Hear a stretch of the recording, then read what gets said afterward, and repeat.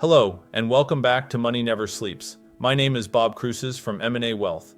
If you'd like more information about what you hear during the show, give us a call at 866-973-3627 or visit us online at mnawealth.com. And while at my website, click on the page to check out past shows and subscribe on Apple Podcasts or Spotify. Today's episode is all about Social Security, a topic that affects nearly every American retirement plan. For many people, Social Security is the cornerstone of their retirement income, especially for those who may not have significant personal savings. But the system is under real pressure. According to current projections, the trust fund that supports Social Security retirement benefits is on track to run out of reserves by 2033. Now, that doesn't mean Social Security itself disappears. What it does mean is that the extra cushion built up from past decades will be gone. If nothing changes, the program would only be able to pay out what it collects in real time, and that could result in across-the-board benefit reductions of about 23% for both current and future retirees.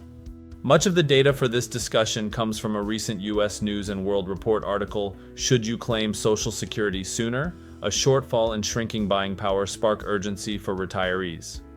One of the biggest challenges facing Social Security today comes down to simple math. There just aren't as many workers paying into the system compared to the number of people drawing benefits. Payroll taxes from workers and employers will still keep money flowing into the program, but after 2033, that revenue is only expected to cover about 3/4 of what's been promised. Unless Congress steps in with changes, retirees could see a cut in their monthly checks. And it's not just the near-term outlook that's concerning. During the next 75 years, Social Security faces a funding gap projected to be in the trillions of dollars. Why? Demographics.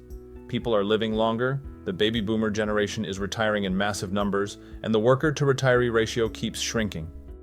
The timing of your claim really matters. If you take benefits early, you lock in guaranteed payments, but at a lower amount. Wait until full retirement age or even later, and your monthly benefit grows.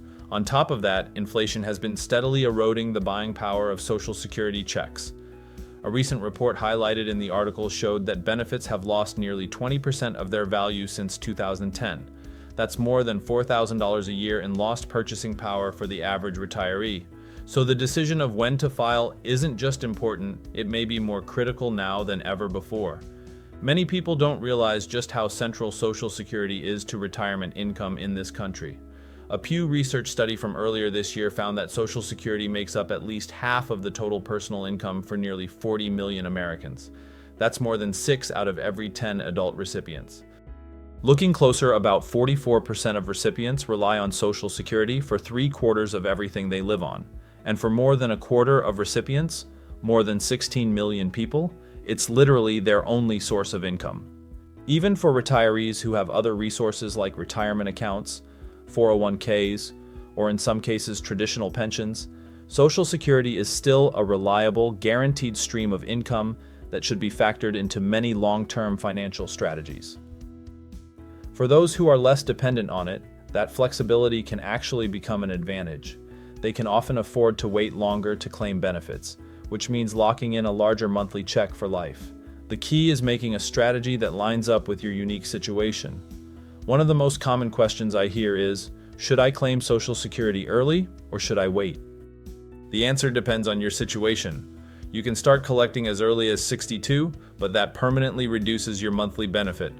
Wait until full retirement age, which is 66 or 67, depending on when you were born, and you'll get your full amount. If you're able to wait even longer, those checks grow by about 8% each year you delay, until age 70. After that, there's no additional bump because 70 is the ceiling. For those who are healthy or who have other income sources, waiting can mean a much stronger lifetime payout. The challenge is that many people make this decision without a real strategy. They just jump in. Don't shortchange yourself. Work with someone who can help you optimize your Social Security strategy so you get the most out of the benefit you've earned. The article also addresses what happens when decision-making is driven by fear.